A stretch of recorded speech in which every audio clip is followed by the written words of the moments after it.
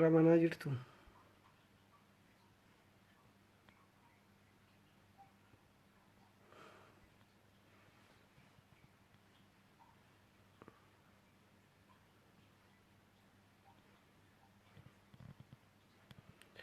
Noora.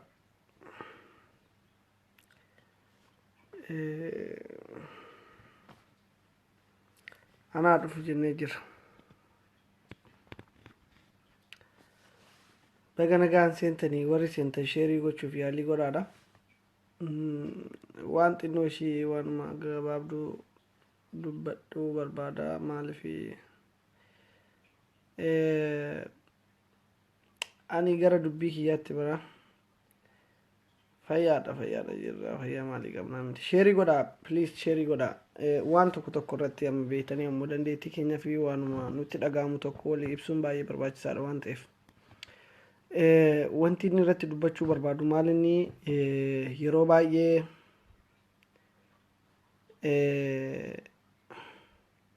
uummanni Oromoo kana booda waan guyyomsamu natti fakkaatu yookaan waan sobamu natti fakkaatu.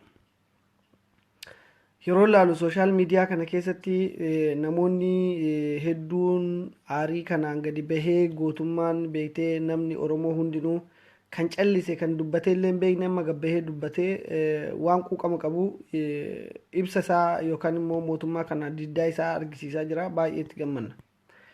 Haa ta'u wanni nani jechuu barbaadu warra sooshaal miidiyaatillee ta'ee akkasumatti lafarrattillee ta'ee warra waan Oromoo hojjennuu fi waan Oromoo kana beektee waan keenya yeroo hojjetannu of taanee hojjechuu waa'ee of ta'uu kanarratti beektanii irra deddeebi'uu barbaada. Maaliif hin jedhaa nama jala fiiguun beektee na jaaladhuun jaalalan taatu seenaa uummata keenyaa yookaan immoo seenaan Oromoo seenaan abbootii keenyaa maal akka fakkaatu akka gaariitti calaqqisee beekamaadha. Wanni amma har'aatitti uummanni keenya du'aaf ajjeechan ilmaan Oromoo irratti raawwatamaa jiruuf waan beekamaadha waan ifa galaadha afaan keenya fi lafa keenya qabeenya keenya fi jechuudha.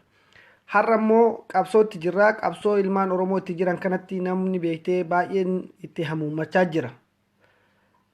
Kanaafiyyuu of eeggannoo guddaa gochuun nu barbaachisa.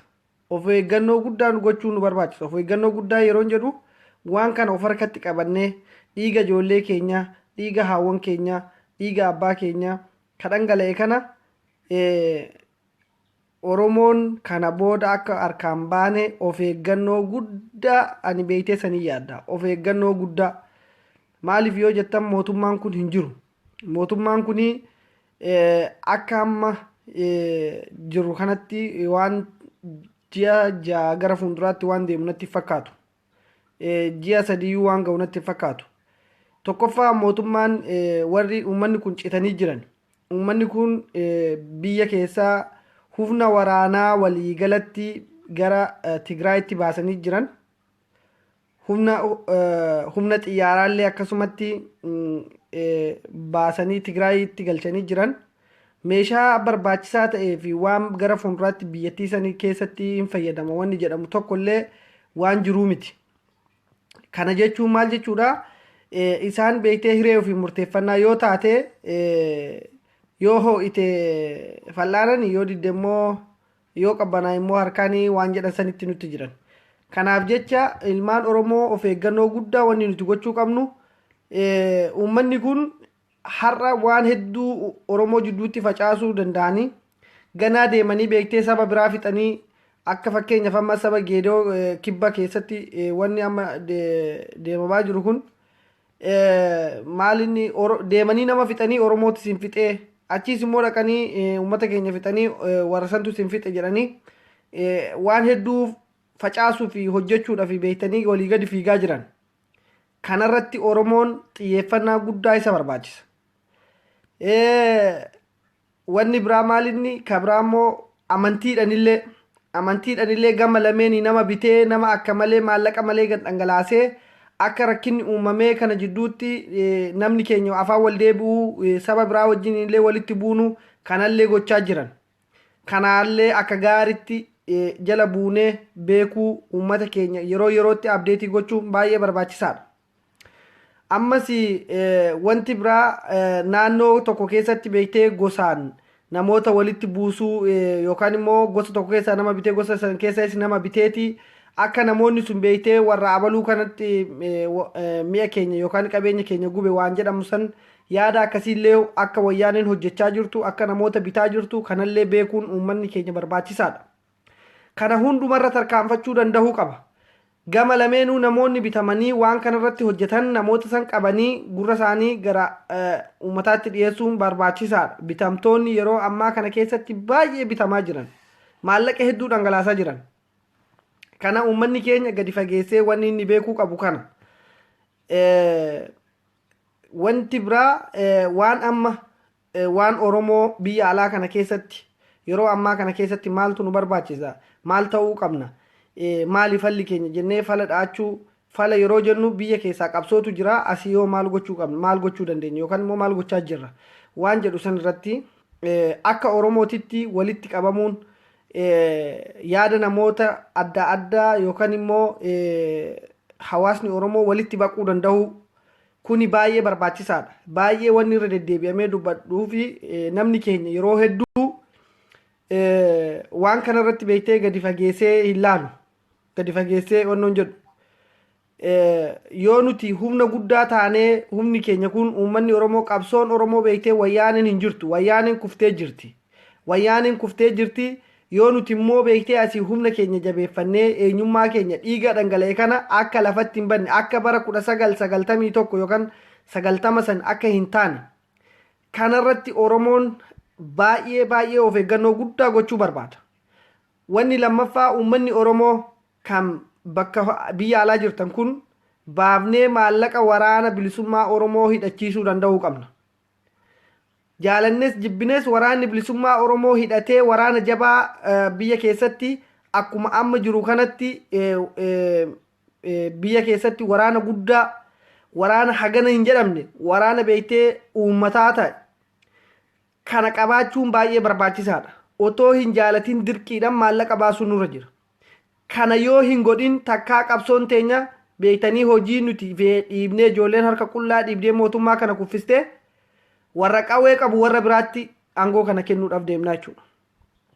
Kanaafiyyuu warra biraa warra kaleessa nu bulchaa ture beektee jaruma kana itti jijjiiruu waan deemaa jiru natti fakkaata.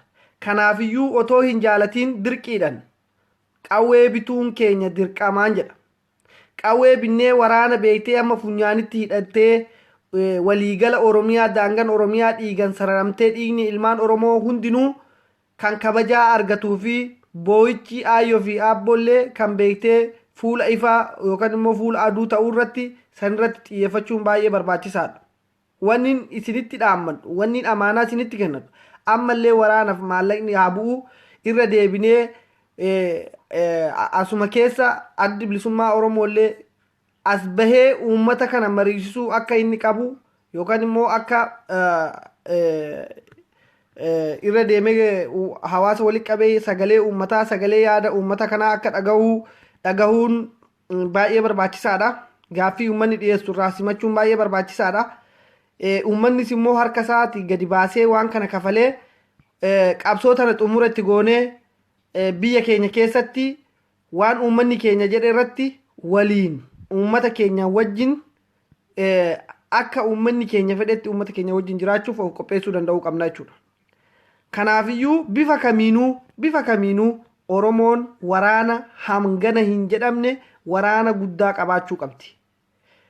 Kana yeroon jedhu yoo kana hin ta'in qabsoo ijoolleen harka qullaa ni duuna jedhanii wayyaanee jeettii qabduu fi wayyaanee beektee BM qabdu misaa'ila qabdu achirraa kuffisee nama biraatti akka hin kennine waan kana sirriitti gadi fageessaa yaada. Kana yoo waraana guddaa qabaanne wanni nu shakkisiisu tokko hin jiru. Oromoon filmaatan abbaa fedhe achirra kaatee abbaa fedhe achirraa buufachuudhaaf wanni isa dhorku takka hin jiru. Kana garuu kan gochuu qabu Oromoon hiree ofii murteeffannaa kan gochuu danda'u yoo waraana isaa qabaate qofa waraana uummataa qabaate qofa. Kanaafiyyuu waraanni kan uummataa ta'uudhaaf mirkaneessuu danda'uu qabna. Sanirratti hojjennee waraana uummata keenya dhaabbatee sagalee uummata keenyaa dhagahee nama uummanni keenya filate san achirra gochuu danda'uu sanirratti hundi keenyayyuu walii galuu danda'uu qabna. Kanaaf jecha yoo maallaqa baasnee har'a waraana jiru kana hidhachiifnee ijoollee har'a warra rasaasa barbaadan kana rasaasa goonee waa hundaa istiraateejii yookaan immoo sagantaadhaan karooran yoo itti hideemnee waan kana harkaan fudhatiin baay'ee rakkisaa nutti ta'a jechuudha. Baay'ee nutti ulfaataa jechuudha. Kanaafiyyuu waan kana hunda shira wayyaaniin hojjettu kana hunda harkatti fashaleessinee ofii keenya deebirree of ijaarree ijaaramnee jirra. Of ijaarree yeroo jedhu waraanan jechuu kiyya waraana cimaa ta'e san waraana beektee samiirra garagaruu danda'u san waraana daangaan Oromoo sagaleen Oromoo tokko beektee akka hin tuqamnee fi akka daangaan Oromoo tokko namuu irra dhaabbachuu hin dandeenye kan godhu san jechuudha. Kanaafiyyuu namoonni hedduun immoo Oromoo taaneeti gariin beektee afaan Oromoo hedduutu keenyatu beekaa. Gariin Oromoo keessatti dhalannee Oromoo irraa guddannee kanaafiyyuu afaan Oromoo ni beekna. Haa ta'u malee Oromoo daldaaluudhaaf illee namoonni as baanee gara feesbuukiitiin dubbachaa jirullee ni jira. Har'a Oromoo daldaalan sanii miti Oromoon. Oromoon beektee anatu sii beekaa korojoo tana keessa buufadhu lakkii warra tana filatinii warra kana filadhu jettuuni miti. Kanaaf jecha namoonni yaada keessan yoo ibsattan homaa rakkoon qabu garuu akka nama tokkootitti ofii keessanirraa haasa'a malee nuti akkana jettanii nuti Oromoon jettanii namoonni uummata Oromoo fuutanii bakka biraatti geessanii fannisuu barbaadan of eeggannoo guddaa sin barbaachisa. Maaliif beektee wayyaanee har'a uummata Oromoo ajjeesaa jirtu tunu asirraa wannoo jetti. Kanaafiyyuu maal jedhe Oromoon lukkuun haateetii halbee ittiin qalamtu baaftee jedhan yookaan immoo billaa ittiin qalamtu baastee jedhan. Kanaaf jecha qabsoo kana keessatti yeroo hojjennu uummata keenya hiree ofiin murteeffannaa uummata Oromoo sagalee uummata Oromoo isaanii mirkaneessuu yaada isaanii duuba hiriiruu malee uummata Oromoo kana nutu beekaa fi uummanni Oromoo akkana yaada akkanaa qaba jennee nuti warra akkanaati jennee ani nama akkasiiti yoon jedhe narraa irra caalaa bareeda. Anarraa irra namni illee narraa fudhata. Waan Oromoon jedhe jala deemuu qofa wanni guddaan. Kanaafiyyuu Oromoon saba biraa ta'uu illee hin danda'u. Sabni biraallee Oromoo ta'uu hin danda'u. Akkatti ta'antu jiranii akkatti illee hin taanetti jiran. Kanaafi wanti nani jechuu barbaadu yookaan wanni nani ibsuuf barbaadu yaadni kiyyoo isinii gale ta'e qabsoo uummata keenyaa kanarratti qoosuun hin barbaachisu. Waraanni nu barbaachisaa.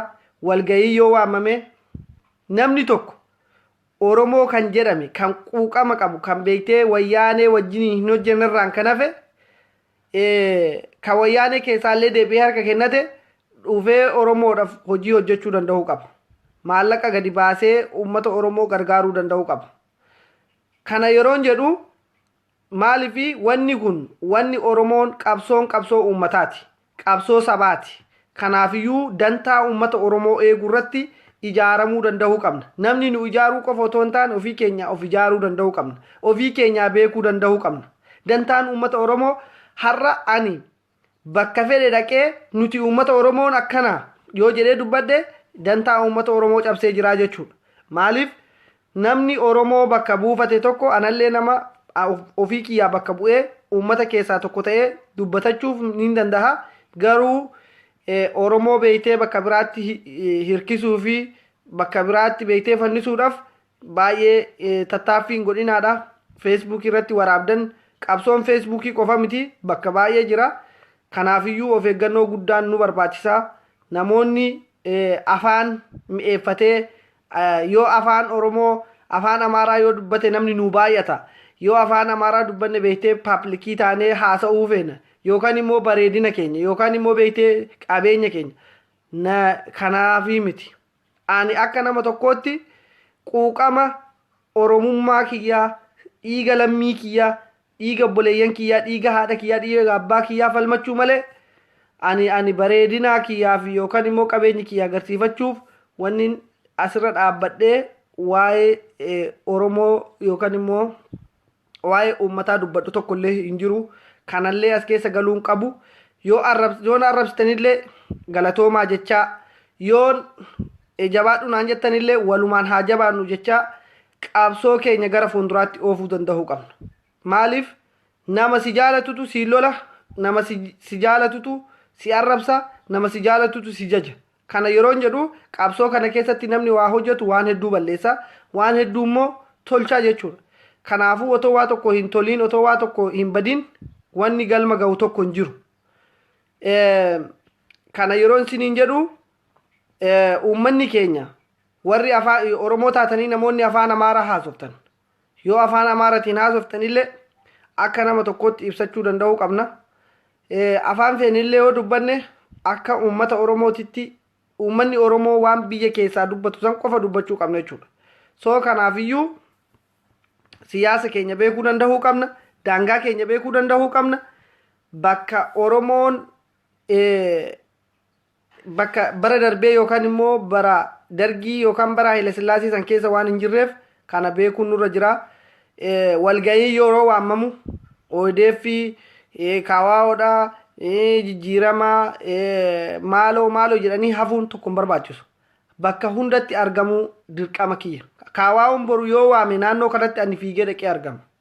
Abbaan fedhe haa yaamu dhimma Oromoo irratti dhaqee argame danda'u yaada kiyyaan yoo qabaadhe maallaqaan yoo danda'e humna kiyyaan hamma Oromiyaa walaboomtutti hamma sanitti nama Oromoof hojjetu nama dhagaa tokko darbatu ani dhagaa tokkotti dabalee lama godhee darbachuu danda'u qaba. Lama taanee dhagaa lama darbachuu qabna. Kanaaf jecha kanarratti haa tumsinu, kanarratti haa hojjennu, kanarratti waliin haa dhaabbannu. Maaliif kana yoo hin godhin saba kamiinuu tokko ta'an jennee deemuu hin dandeenyu.